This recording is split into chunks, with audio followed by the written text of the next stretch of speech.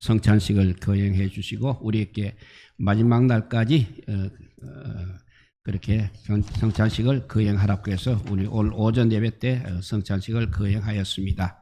우리 마음속에 예수 그리스도의 십자가가 이렇게 든든히 세워지는 은혜가 있기를 바랍니다.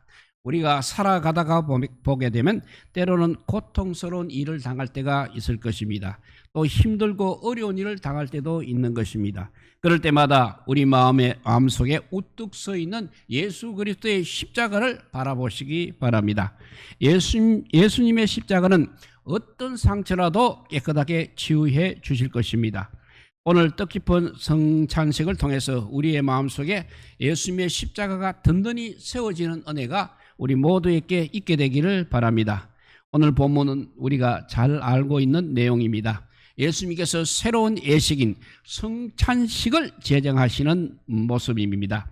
오늘 우리는 본문의 말씀을 통해서 성찬의 내용이 무엇이고 성찬의 의미가 무엇이며 또 우리는 언제까지 성찬을 지켜야 하는지를 깨닫게 합니다.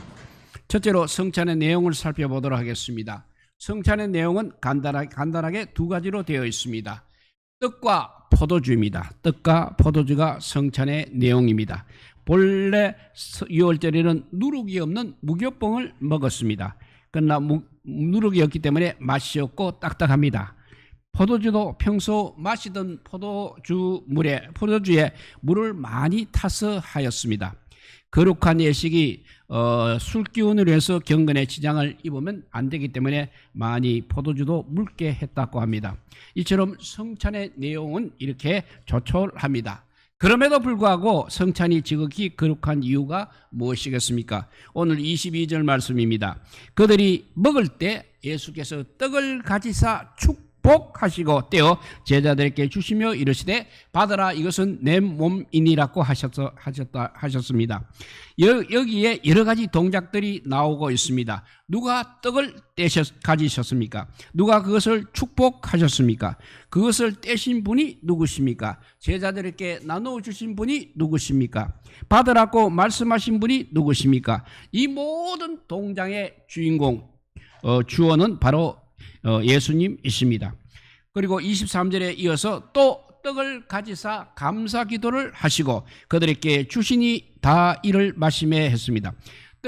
잔을 가지신 분도 역시 예수님이시고 그것을 감사기도 사례하신 분도 예수님이시고 제자들에게 나누어 주신 분도 역시 예수님이십니다. 이렇게 성찬을 제정하신 분은 예수님이십니다. 또 성찬을 처음으로 집례하신 분도 예수님이십니다. 그래서 오늘 우리는 떡을 받고 잔을 받을 때 예수님의 손을 볼 수 있어야 할 것입니다. 예수님의 피 흘리신 손, 나를 위하여 십자가에서 못 박히시고 찢겨진 손을 바라볼 수 있는 우리 모두가 되어야 하겠습니다. 하나님을 믿지 못하는 어떤 대학생이 있었습니다. 그는 수업을 쉬는 시간에 칠판에다가 백목으로 이렇게 크게 썼다고 합니다. 쉬는 아무 데도 없다. God is no here 이라고 썼다고 합니다. 그것을 보고 하나님을 믿는 어떤 다른 대학생이 조용히 칠판 앞으로 걸어갔습니다. 그리고 마지막 단어를 마지막 단어를 이렇게 고쳤습니다. God is now here. 하나님은 바로 여기에 계신다고 했습니다. 우리는 지금 성찬식을 1년에 2번씩 거행하고 있습니다. 어떤 마음으로 우리가 성찬식에 임해야 하는 것입니까? 예수님은 지금도 우리와 함께 계십니다. 그래서 임마누엘 예수님이라고 그렇게 말합니다. 우리에게 떡을 주신 분도 예수님이시요 우리에게 잔을 나누어 주신 분도 역시 예수님이십니다. 우리는 성찬식을 통하여서 우리를 향하신 그 예수님의 손, 피 흘리시는 손, 나를 위하여 십자가에서 못 박히신 바로 그 손을 우리가 바라볼 수 있어야 하는 것입니다. 우리가 떨리는 심령으로 경건한 심령으로 떡과 잔을 받을 때 하나님의 은혜가 더욱더 크게 우리에게 임하게 될 것임을 믿으시기 바랍니다. 이렇게 첫째 성찬의 내용을 보았습니다. 두 번째로는 이제 성찬의 의미를 살펴보도록 하겠습니다. 성찬의 내용은 앞에서 말했지만 간단하게 떡과 포도주입니다. 그러나 예수님께서는 여기에 엄청난 새로운 의미를 부여하여 주셨습니다. 떡이 우리에게 주는 의미가 무엇인지 22절 끝부분 말씀을 보시기 바랍니다. 받아라, 이것은 내 몸이니라고 하셨습니다. 떡은 예수님이 십자가에서 나를 위하여 찢어주신 예수님의 살인 것입니다. 예수님의 몸인 것입니다. 구약시대 이스라엘 백성들은 유월절에 언제나 누룩이 없는 무교병을 먹었습니다. 왜 그들이 유월절에 누룩이 없는 떡을 먹었습니까? 본래 누룩은 영향을 미치는 것을 의미하고 있습니다. 그래서 이제 우리는 더 이상 애굽에서의 삶에 영향을 받지 않겠습니다. 하나님께서 우리에게 주신 축복의 땅, 약속의 땅에서는 하나님의 말씀에만 순종하며 전적으로 새로운 삶을 살아가겠습니다 라는 의미로 그들은 누룩 없는 떡을 먹었다는 것입니다. 그러나 우리는 이 떡에 완전히 새로운 의미를 그러나 성찬식에서 예수님은 이 떡에 완전히 새로운 의미를 부여하여 주셨습니다. 떡이 바로 예수님의 몸이라는 것입니다. 우리는 떡을 먹을 때 이렇게 예수님이 나를 위해서 찢어주신 살을 먹는 것입니다. 그러면 잔해당인 포도주에는 무슨 의미가 있는 것입니까? 24절을 보면 나와 있습니다. 이르시되 이것은 많은 사람을 위하여 흘리는 나의 피, 곧 언약의 피라고 했습니다. 전에 잔에 담긴 포도주는 예수님께서 십자가에서 나를 흘려주신 예수님의 피라는 것입니다. 예수님의 보혈이라는 것입니다. 구약시대는 사람과 하나님과 사람이 언약을 맺을 때 언제나 짐승을 잡아서 그 피를 뿌렸던 것입니다. 또 제사함을 받기 위해서도 마찬가지로 피를 뿌렸습니다. 짐승을 잡았습니다. 그래서 피를 흘려야만 했습니다. 생명은 바로 피에 있기 때문에 하나님께서 반드시 피를 요구하신 것입니다. 그러나 우리는 이제 더 이상 짐승을 잡을 필요가 없는 것입니다. 왜냐하면 짐승의 피를 흘릴 필요가 없기 때문입니다. 예수님께서 십자가에서 친히 유월절 어린 양이 되어주셨기 때문인 것입니다. 예수님께서 십자가에서 보혈을 흘리심으로 말미암아 하나님과 우리 사이에 새로운 언약이 맺어졌습니다. 그래서 우리는 언약의 백성이 되었습니다. 우리는 더 이상 짐승의 피로서 제사함을 받을 필요가 없어졌다는 것입니다. 예수님께서는 십자가에서 뜨거운 피를 흘려주심으로 말미암아 우리의 모든 죄가 한꺼번에 단번에 사함을 받게 된 것입니다. 그래서 히브리서 9장 22절을 보면 피 흘림이 없은즉 사함이 없다고 했습니다. 그래서 예수님께서는 우리를 위하여 죽으셨습니다. 그러나 단순히 죽으실 수가 없었습니다. 반드시 피를 흘리면서 죽으셔야 했던 것입니다. 그래야 그 피가 우리의 죄를 사해 주시기 때문인 것입니다. 그리고 예수님은 가시면류관을 쓰셨습니다. 그거 역시 피를 흘리셔야만 했기 때문입니다. 또 손과 발에 굵은 못이 박히었습니다. 역시 피를 흘리셔야 했기 때문입니다. 또 창으로 찔려셨습니다. 그것에도 역시 피를 흘리셔야 했기 때문입니다. 채찍으로 등을 맞으셨습니다. 갈라진 틈으로 피가 나와야 되었기 때문입니다. 예수님은 십자가에서 온통 피투성이가 되셨습니다. 피를 흘리셔야 되었기 때문인 것입니다. 그래서 예수님은 우리의 몸과 마음을 흠뻑 적셔 주신 것입니다. 오늘 우리가 마셨던 그 잔에 있는 포도주는 바로 예수님께서 흘리신 보혈인 것입니다. 우리 모두가 예수님의 십자가를 더욱더 분명히 바라볼 수 있게 되기를 바랍니다. 예수님께서는 우리 모두의 무거운 짐을 대신 짊어 주셨습니다. 오늘 성찬 예식을 통해서 우리 주 예수 그리스도 안에서 우리의 모든 근심, 걱정, 무거운 짐에서 온전한 자유함을 누릴 수 있는 우리 모두가 되시기를 바랍니다. 첫째로 성찬의 내용을 살펴보았고, 두 번째는 성찬의 의미를 살펴보았습니다. 세 번째가 성찬의 기한에 살펴보도록 합니다. 그러면 우리는 언제까지 성찬을 지켜야 하는 것입니까? 예수님께서 구름 타시고 다시 재림하실 바로 그날까지입니다. 그 말씀이 25절에 기록되어 있습니다. 읽어보면 진실로 너희에게 이르노니 내가 포도나무에서 난 것을 하나님 나라에서 새 것으로 마시는 날까지 다시 마시지 아니하리라 했습니다.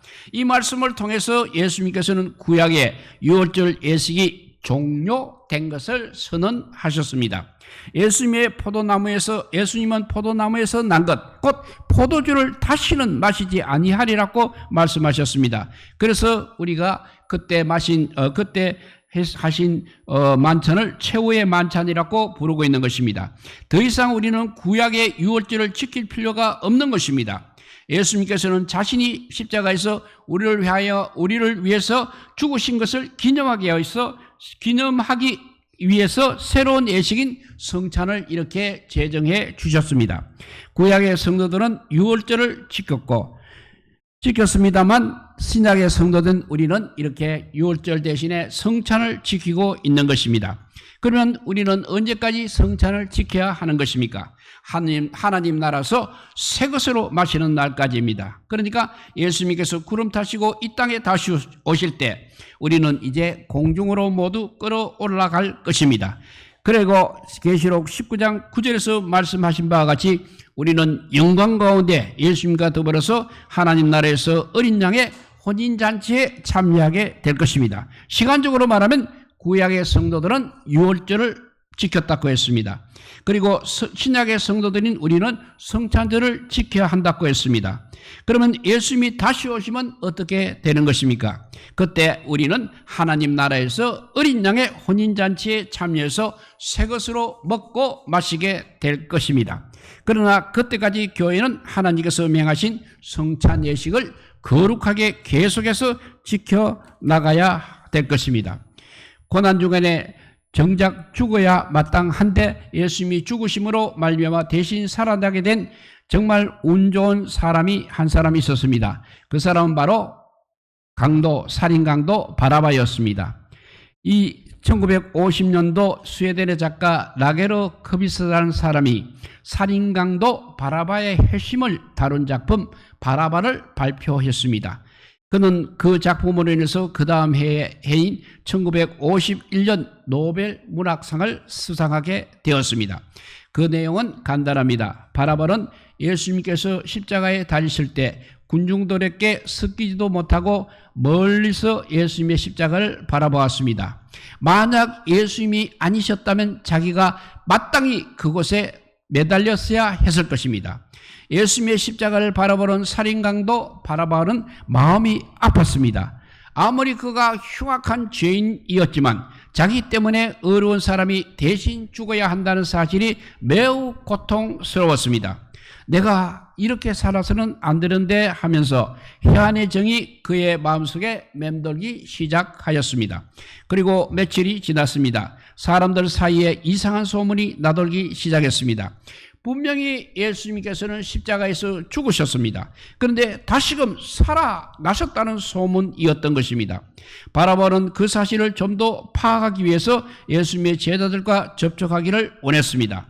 그러나 아무도 그를 가까이 해주지 않았습니다. 어쩔 수 없이 바라바는 다시금 옛날 생활, 강도 생활로 되돌아가게 되었습니다. 때때는 닥치는 대로 도둑질했습니다. 때로는 강도짓도 마다하지 않았습니다. 그러나 그의 마음속 깊은 곳에서는 끊임없이 골고다 사건의 충격이 맴돌고 있었습니다. 결국 그는 다시금 로마 병정의 손에 체포되고 말았습니다. 이제는 노예가 되었습니다. 그래서 로마로 팔려갔습니다.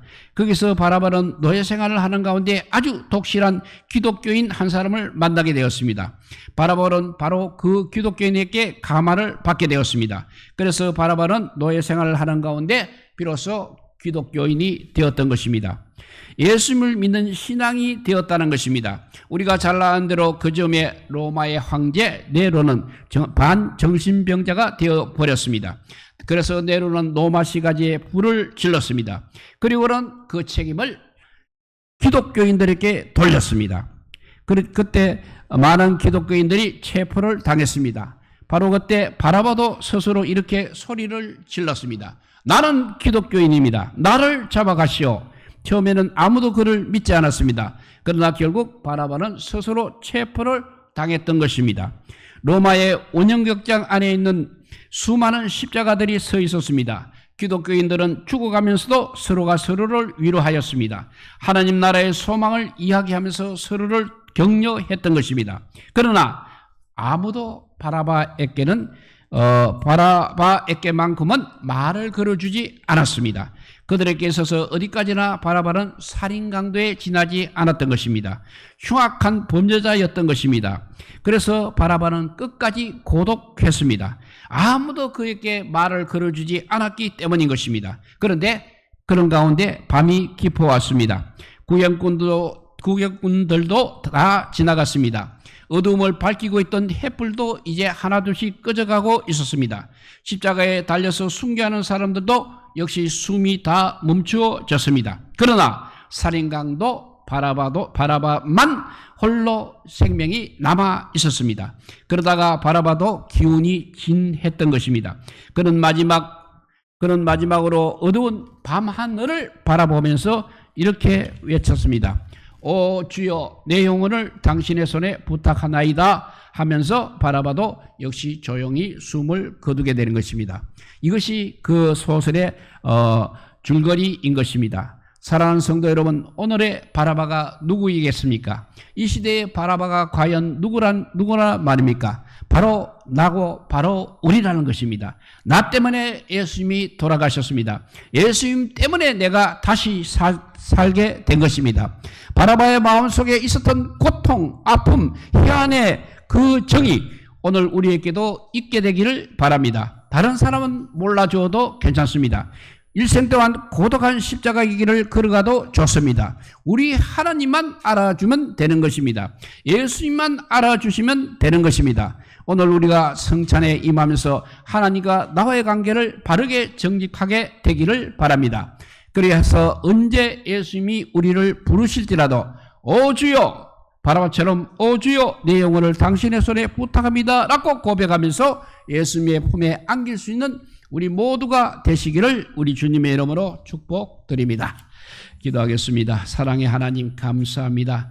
그냥 형식적으로 우리가 떡과 포도주를 먹는 것이 아니라 정말 주님의 그 살과 피를 마셔서 다시 한번 주님의 형상을 닮아가는 저희들 되게 하여 주시고, 그렇게 되어가기를 희망하며 살아가기를 바라고, 또 마지막 날 아버지여 주님 앞에 섰을 때 정말 주님과 함께 다시 또 포도주를 마실 수 있는 그날까지 우리가 이 땅에서 열심히 성찬에 참여하여 성찬의 그 아버지의 예식처럼 예수님께서 주시는 그 무한한 은총 받기에 부족함이 없게 하여 주시고, 마지막 날 아버지여 내 영혼을 당신의 손에 부탁하나이다 하고 마지막 숨을 쉴 수 있는 우리 모두가 되게 하여 주시기를 간절히 빌고 원하올 때 우리 구주 예수 그리스도 이름으로 기도드리옵나이다. 아멘.